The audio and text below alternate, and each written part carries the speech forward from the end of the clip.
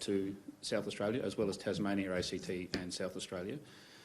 We are requiring people to make a declaration on their pre-approval, and we expect people to be honest in that declaration.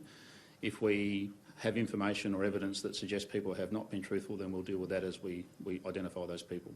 Commissioner, can you, I know you said you can't go into the advice that you received or wanted from Dr McGowan. Can you elaborate what other advice was needed before you made this decision, given the fact that you were in a meeting with him for a couple of hours this morning?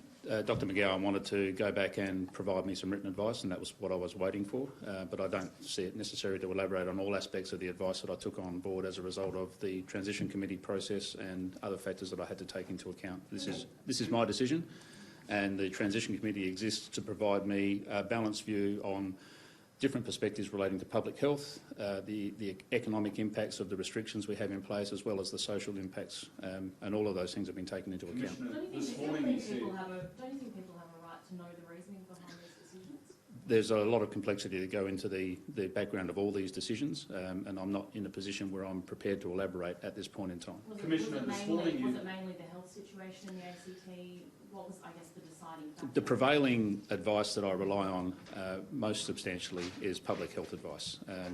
Professor Spurrier has done an exceptional job so far in providing a balanced perspective in relation to the imperatives in relation to protecting the public health of South Australia, and acknowledging that these measures that we put in place to achieve that do come with some consequences. So it is about finding that balance, and it was a very constructive conversation in Transition Committee this morning that looked at all of those aspects. Commissioner, this morning you said outside state admin after the meeting that you would make a decision this week, either for or against, which my recollection is included New South Wales. Is that still, given this advice that you've received, that New South Wales, a open or stay shut decision will be made this week?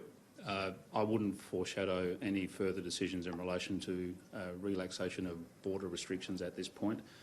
ACT has been dealt with separately to New South Wales. We'll continue to monitor the performance of New South Wales as it relates to community transmission and identifying the sources of those community transmissions.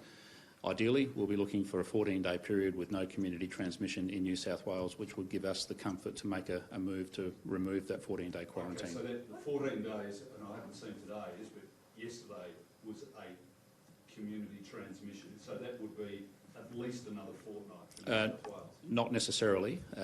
The issue with community transmission, as I'm advised by Health, is that we have to identify the source of that community transmission, and once the source is identified, that essentially means that they can disregard that one from the 14-day count perspective. So we're advised daily by Health in terms of where we currently sit. Can I come from another direction? What would be the earliest, given your current advice at this minute, that New South Wales would open? What would be the earliest on that basis? My understanding is the most recent community transmission case that would be of concern would probably be in about 2 or 3 days ago. So we're looking, 10 or 11 days if everything went well from here. What about Broken Hill? Is there any leniency there? Could you see border restrictions lifted for that particular town? We treat all states and territories in Australia as separate jurisdictions. Broken Hill sits within that its own jurisdiction, but we do have considerable leniency with the exemptions for people who reside in Broken Hill because of their close relationship with South Australia, and there are not too many people in Broken Hill who are disadvantaged by the fact that they're simply located in a different state to South Australia. Commissioner,